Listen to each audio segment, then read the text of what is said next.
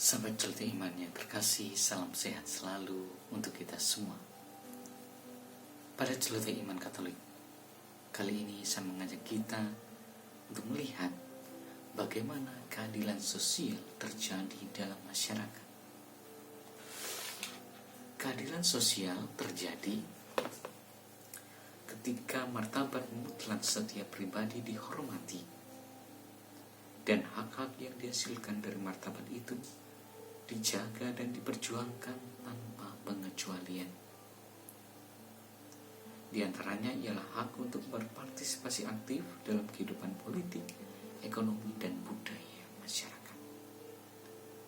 Dasar dari semua keadilan adalah menghormati martabat mutlak setiap pribadi, yang mana perlindungan dan pemeliharaan atasnya telah dipercayakan kepada kita oleh Sang Pencipta, dan menjadi utang dari setiap pria dan wanita sepanjang sejarah yang harus dipertanggungjawabkan.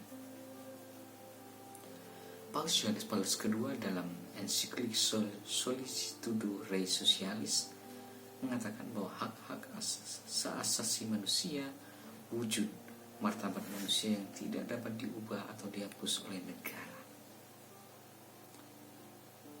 Negara dan otoritas yang menginjak-injak hak dasar ini berubah menjadi negara yang tidak adil dan akan kehilangan kewenangan mereka.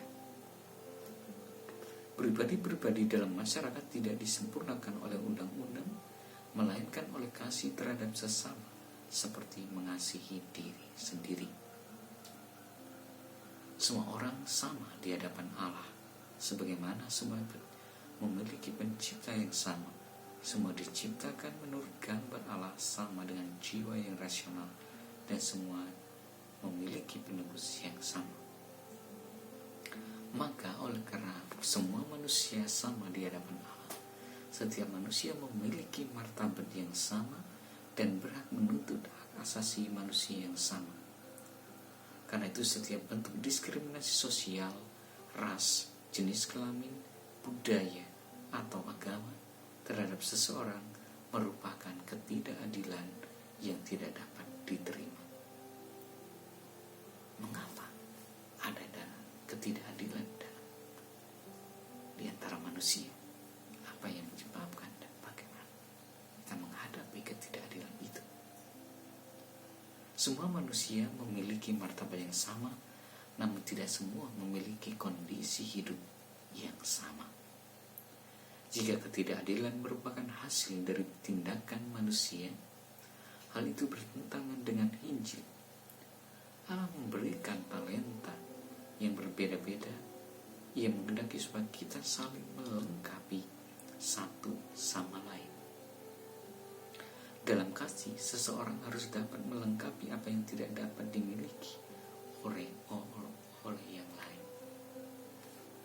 Ada suatu bentuk ketidaksetaraan di antara manusia yang tidak berasal dari Allah, tetapi dari keadaan sosial, terutama dalam pembagian yang tidak adil atas hasil-hasil alam, tanah, dan pendapatan secara global. Allah menghendaki kita untuk menyingkirkan setiap hal yang bertentangan dengan Injil serta merendahkan martabat manusia.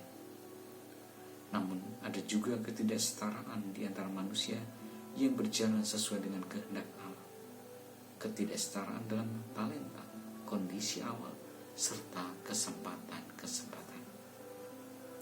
Ini mengindikasikan bahwa manusia berarti hadir bagi orang lain dalam kasih untuk mendukung kehidupan. Lalu saudara-saudariku yang terkasih, bagaimana solidaritas orang Kristen, orang Kristiani dinyatakan kepada orang lain? Orang-orang Kristen bertekad mendukung struktur sosial yang adil. Bagian dari tekad ini ialah tersedianya kesempatan universal di dunia ini untuk barang, materi, pengetahuan, hidup rohani. Orang Kristen, orang Katolik juga wajib memastikan bahwa martabat pekerjaan manusia itu dihormati, termasuk upah yang adil. Pewartaan dan penerusan iman juga merupakan bagian dari tindakan solidaritas terhadap seluruh umat manusia. Solidaritas merupakan ciri khas praktis dari seorang Kristen, seorang pengikut Kristus. Melaksanakan solidaritas bukanlah sekedar kewajiban belaka. Maka Yesus Kristus Tuhan kita menyamakan diri dengan mereka yang miskin dan hina. Menolak solidaritas terhadap mereka berarti menolak Kristus. Mari kita terapkan dalam kehidupan kita satu sikap hidup yang solider kepada sesama yang adalah bagian dari hidup kita. Mari kita wujudkan.